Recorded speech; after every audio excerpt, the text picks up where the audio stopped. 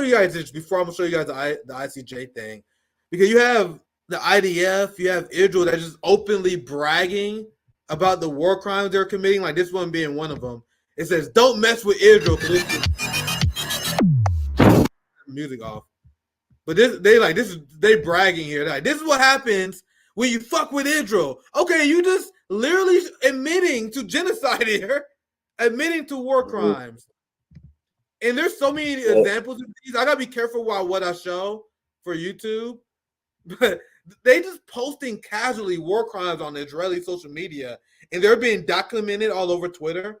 And all these people saying they're not a genocide, pretending they're not seeing it. I'm literally just showing you guys a fraction of these psychopaths for the IDF. Like, this is they going to like women's room and wearing their lingerie. This is IDF soldier going to children rooms and playing with their toys, celebrating that they murdered their family. And compare that to the. I'm sorry. No, go ahead, Kobi. I'll pass. Just like looking at these kinds of videos that the IOF, the occupation forces release, where they're basically mocking the families, the families that they murdered. When you compare that to the videos that are released by the resistance, where these are, guys in like, fake Adidas tracksuits and slide, sandals, like running up barefoot on a tank, and taking out a tank, taking out soldiers with millions of dollars of equipment. It becomes so clear, who the oppressor is and who the oppressed is, and where what side is on the right side of history. So it's so like you just have to look at what people are saying. It's not like there's this myth that is complicated. It's not complicated at all. This kind of stuff they're saying. They're like, it's not a genocide. You gotta prove their intent. I'm like, guys, have you read anything they said ever? Mm-hmm. Like I'm not talking about like random like Twitter trolls. I'm talking about like government officials who say stuff like, "Hey, there's no such thing as a Palestinian civilian. Oh, we just need to reconquer Gaza." These are genocidal statements. They just say out and open. Carpet bomb Rafah. Get it over with. Now, I'm gonna show you guys because this video is a banger. So we get near to the end here. I'm gonna play a bit of the video. I'm gonna play half of it, and then we come back, and I'm gonna pass it to you for your thoughts. Because it's a 6-minute video. So let's watch the first half. That's how we're gonna do it. We're gonna watch because this one part of South Africa just dismantling Israel. And Israel argument when they went to the court essentially was, hey man, South Africa is arguing on behalf of Hamas. They're Hamas. Like they getting like laughed out, they getting booed. While South Africa is coming with receipts. So what we're gonna do, we watch a few minutes of this and I'll pass it to you when we come back. The destruction of Gaza and Palestinian life is understood by commanders and soldiers, as the video shows. An Israeli soldier from the 9203 Battalion commented as follows on photographs and footage he posted online of Palestinian homes and neighborhoods in Khan Yunis completely destroyed by the Israeli army. This year, we were honored to fulfill the command of the annihilation of Amalek, and may we finish the job. Such language continues to be widespread alongside calls by Israeli soldiers on the ground to conquer Gaza. I'm on the beach in Gaza. Look at this. In Gush Katif. I'm safe, I'm happy. Me and my friends conquered Bet Laia and El Tatra and Sulatin, and we're moving on and we're going to conquer the rest of Gaza. To flatten Gaza. מוסרי זה לכבוש וליישב את כל חלקי ארץ ישראל, וכל מקום שנשאיר בו כן צרעות, יתנקם בנו במוקדם ובמאוחר. זכינו לשטח את עזה. To erase Gaza. תעלו והצליחו, תכסחו אותם כמה שיותר, שלא להשאיר מהם זכר, שלא הם, לא אמא שלהם, לא הילדה שלהם, לא התינוקות שלהם, אסור להם לחיות לחיות האלה.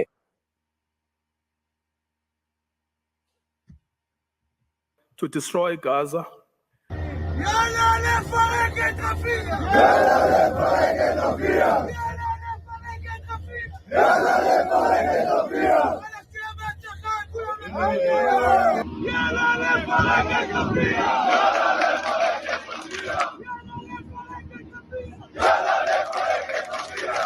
And after that, Ramallah also.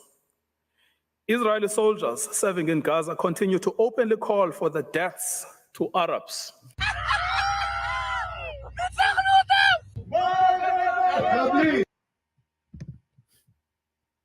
I just have to pause it there because I think that's what does that say at all? Yeah, Kobe, and there's you want to add? Go ahead, Kobe. yeah, the absurdity of it sometimes is like they and by they I mean Zionists will say that when you say from the river to the sea, Palestine will be free, that's like a call for genocide, and they're completely silent when they see Zionists chanting death to Arabs while also, slaughtering tens of thousands of Palestinians. And they're still saying, well, will you condemn Hamas? Will you condemn the resistance? And, if you want Palestine to be free, you have to see it very clearly, and you have to refuse to condemn anybody Absolutely. who's fighting against oppression like that. Because, from the river to the sea, like that's the demand. That's what's going to happen. That's where history is at. That Palestine is going to be free, and that kind of that like genocidal bloodlust, like the rage that Zionists have when they see Palestinians resisting, like that's the same kind of rage that the slave owners had when the Haitians were kicking them out of Haiti. It's the same kind of rage that slave owners felt when Nat Turner rebelled, and that's like throughout all the trauma and all the pain that they inflict, they have no path to victory. So the resistance is going to win, and at some point we're going to look back on Israel like we look back on Rhodesia and apartheid South Africa and all these other, the Confederate States of America, like all these other failed, projects to like hold back the liberation movements of oppressed people. Yeah, bro. One of these days, these morons in the West is going to realize you don't win a war just by committing mass atrocities. Israel is losing. The resistance is winning, and Israel is at best forced to settle on diplomatic terms that they would consider a loss at the beginning of this conflict. Because their goal and their job was to wipe out Hamas and wipe out Palestinian resistance and ruin their diplomatic support. Those two objectives was absolutely not accomplished. Diplomatic and international support for Palestine is higher than ever. In fact, you have UN support to admit them as a state. That's an ongoing process now that Biden and the United States are trying to block. So to destroy Palestine diplomatically, they failed. Destroying Hamas and Palestinian resistance failed. In fact, Hezbollah, the Ansarullah, and now Hamas and the overall resistance is more united than ever against the Zionist entity. They are worse off now than they was in the beginning. This is a complete L, and they trying to kill as many people as possible to cope with this fact. So anyway, let's continue. Great insights as always, Kobe. I'll play a few more minutes and feel free to chime in after our next little break here. The soldiers serving in Gaza continue to openly call for the deaths to Arabs.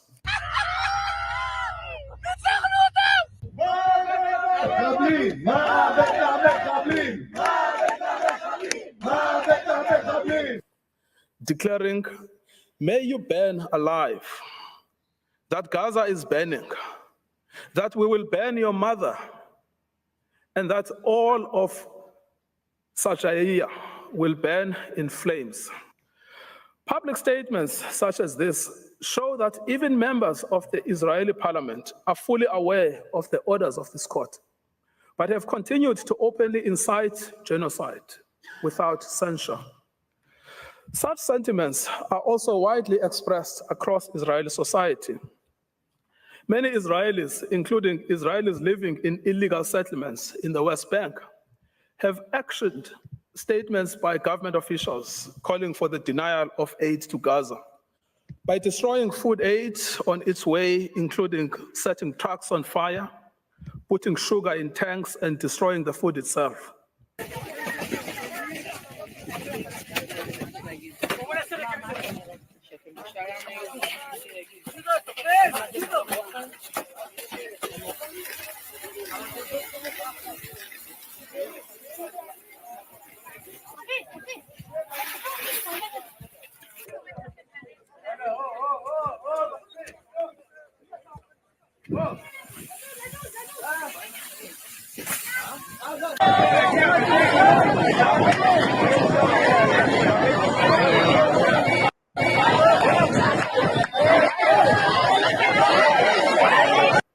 Israeli public officials, including singers inciting to genocide in Gaza, have had their incitement rewarded.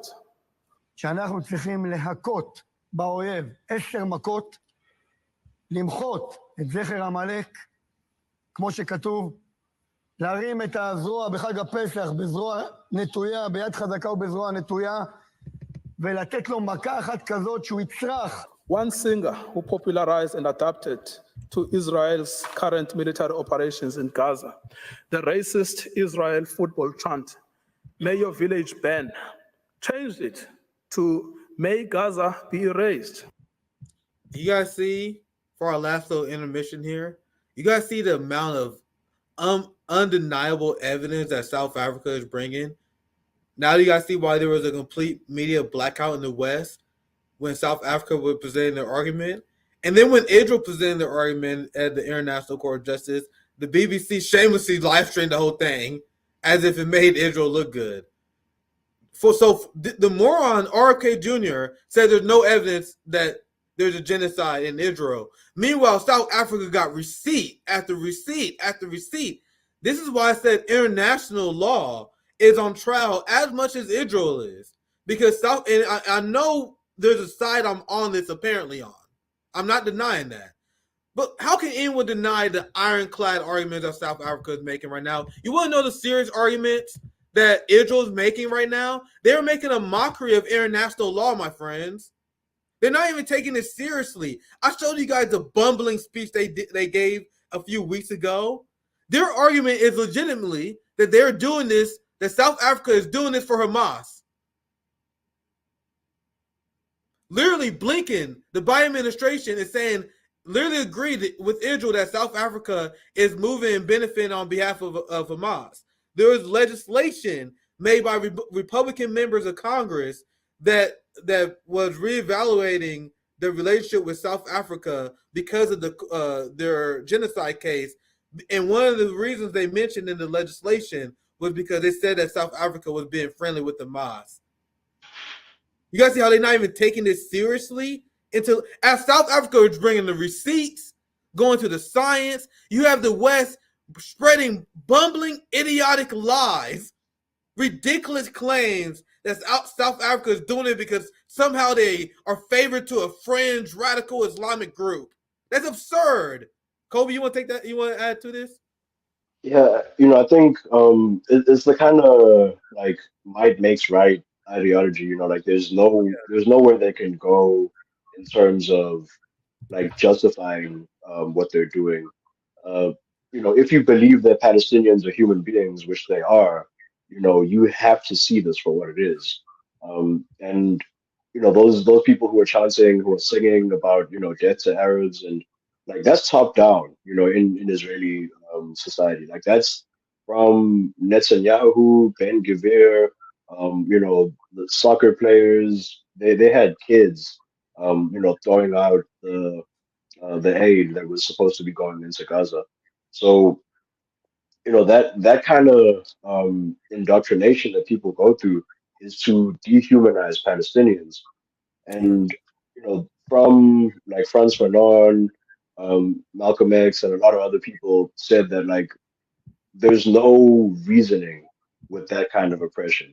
Like history has shown us that you can't argue with that. You have to deal with that by force. That's the only language that the oppressor understands. So again, that's why armed struggle is justified, and that's why we need to do whatever we can do from inside the belly of the beast in the United States to build up support for the Palestinian resistance and to to end the U.S. support of Israel, to end our tax dollars going to Israel, that's something that we have to do. So the protests, like that's why we're out there. That's why we're going to stay out there for as long as we have to, until Palestine is free. Yeah, well said. And once again, you can't reason with these psychopathic genocidal monsters who justify the bombing of hospitals, the murdering of journalists, the use of starvation as tool of wars, the use of concentration camps and torture. This is these clowns here. Israel accused South Africa of taking their case to the ICJ on behalf of Hamas.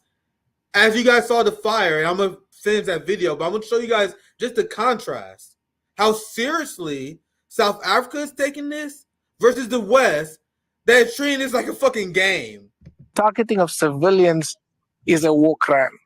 And it's for that reason, shortly after October 7th, we approached the International Criminal Court to ask for both Hamas and those involved in the armed attacks to be investigated for war crimes under that Geneva Convention Protocol 1, but also in terms of the Rome Statute. We also asked for, of course, for Israel to be investigated for war crimes. And in the case of Israel, also because of genocide, because of the unfolding genocide. So to argue that we are here again, as they did in January on behest of Hamas, is completely false. Targeting of civilians. I didn't have their response, I believe, but this is I don't finish their response for South Africa, and then I get the other comment in there. Can I just say one thing about that? Singing like, it to the Israeli soldiers in live performances was presented with a certificate of appreciation for his work for the IDF soldiers during the war by the Deputy Speaker of Knesset, hosted by Israel's Minister of Social Equality and the Advancement of Women.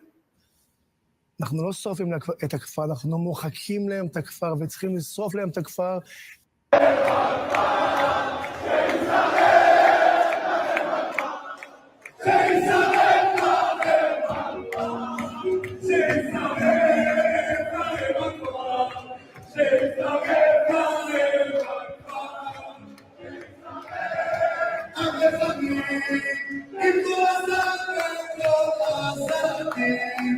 Another singer, Kobi, anything you want to add in this? Yeah. So the point about the killing of civilians, the rate of civilian casualties that the Israeli occupation forces have inflicted on Palestine and Gaza specifically, it's like some upwards of 90%. It's at least half of the people who've been killed are children. Were children. Between 2/3 and 75% of the people killed were either women or children. So these are not militants that they're killing. And like I said earlier, they cannot kill the resistance. They cannot kill the militants. All they're doing, they're being embarrassed on the battlefield by people, popping out of tunnels and shooting them with, rockets that were made with a fraction of the price of these, big Merkava tanks. So that's why you don't see the Israeli occupation forces releasing battlefield footage. You see them releasing footage of themselves, like running through people's houses and shooting at chalkboards in classrooms, because their only recourse, what they believe is going to get them to victory, is by killing civilians. So, when people say that that Israel is doing whatever, they're doing everything they can to avoid civilian casualties, like that's flipping reality on its head. Whereas the resistance of the around 1,000 people that were killed on October 7th, at least half of them were, Israeli occupation forces or Israeli police officers. And, like, again, like you don't even have to be in full support of the resistance to understand that there is a huge discrepancy between what the resistance is doing and what the occupation forces are doing. Like there is a genocidal power, there's an oppressor, and it's so obvious to anyone who who is not like thoroughly indoctrinated or doesn't have some kind of interest in lying about the situation. Right. Yeah, well said. I'm gonna just finish the clip. By South Africa before this court in the January 2024 application for his call to erase Gaza and not to leave a single person there has similarly been rewarded. Both were brought to the attention of Israeli authorities in South Africa's application and pleadings before this court. Neither of them, nor any of the other Israeli officials and civilians inciting to genocide against the Palestinians have been prosecuted, much less punished. The genocidal acts described in South Africa's application were foreseen and foreseeable from the onset. Israel's intent was always to destroy Palestinian life and to wipe them off the face of the earth. I'm old at heart. I'm only 27, but sometimes yeah, you guys know I fuck up all the time, so no judgments here. Yeah, but yeah, that bill that you mentioned, that needs to be opposed. Like I haven't really been able to follow up on like whether it's passed through, because it like passed one of the committees in the House. I haven't really followed up that much, but we can't have that passing. They're trying to put sanctions on South Africa for standing up for Palestine. And that, like, again, it's some things like that. We have to come out in support of South Africa. We have to come out in support, and say hands off Yemen, hands off Iran, hands off anybody who U.S. imperialists are trying to tell us is the enemy in this moment, when we can very clearly see with our own eyes, who is committing a genocide. And we can see that our tax dollars, the money that we work very hard for, that is not being used to, like, the school that I work at, I don't want to say too much about it, but it's not, we're not seeing much of those tax dollars. The roads, we're not seeing those tax dollars. There's people sleeping on the streets, people with no food. And yet we have billions and billions of dollars to send to fascists in other countries so that they can commit genocide. That's something that we have to put a stop to, and we have to force this government to stop that. Yeah, that's a message that I always want to bring to people, that poverty is a decision that our ruling class make. Like, if you take the money that we send to Israel and Ukraine, boom, homelessness solved. Like, we have a central planning model that is chaos and poverty by design. Doesn't have to be this way. They choose to. They want it to be, because it's always class war. When we have a collective, when we get together as our mass, in our masses, in our collective, we can make history happen. Like, we can destroy empires, and we are going to. So thank you, Zoya, for the pull up. Yeah, I think this is a good. Do you want to take this on? I think I'm interested in hearing your point of view. This is Zoya's question. I said I tee you up. This is Zoya's love, Zoya's life. Dubala, can you explain why people should read The Revolutionary Science of Marxist-Leninism? So I'll pass it to you, my friend. Yeah, so Freedom Road has released several, theoretical texts. One of them is The Revolutionary Science of Marxism-Leninism, which actually goes over, and I always keep it on me. It goes over dialectical materialism, like the sort of philosophical underpinnings of the work that we do as socialists and as communists.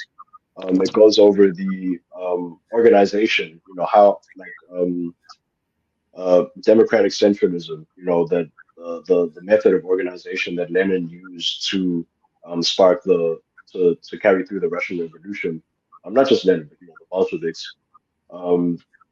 It goes over the building of socialism. It goes over the workings of capitalism and how it changed from industrial capitalism in the 1800s, in the 17 and 1800s, to monopoly capitalism, or what we know today as imperialism, with sort of taking over of the entire world and the division of the world into oppressor nations and oppressed nations. So it's a really good read.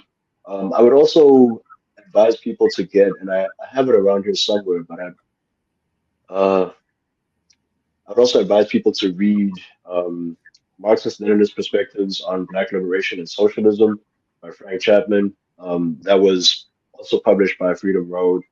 And that book, ML Perspectives on Black Liberation and Socialism, kind of has a historical overview of the Black liberation movement from Reconstruction all the way up until the 1940s and 50s. That was, and how the alliance between the Black liberation movement, between sharecroppers and people who were working in predominantly Black workplaces and people who were fighting against lynching, how they united with the working class movements, the labor movement. And that's something that we have to do today. Like I mentioned, I'm a teacher. I'm a member of the Chicago Teachers Union, and CTU has done incredible things, and other unions have done incredible things in advancing the fight for social justice. The fights for the fights against oppression, because most oppressed people are working class, and most working class people are oppressed in some way, whether they're oppressed by nationality, by gender. That's why we have to unite those movements.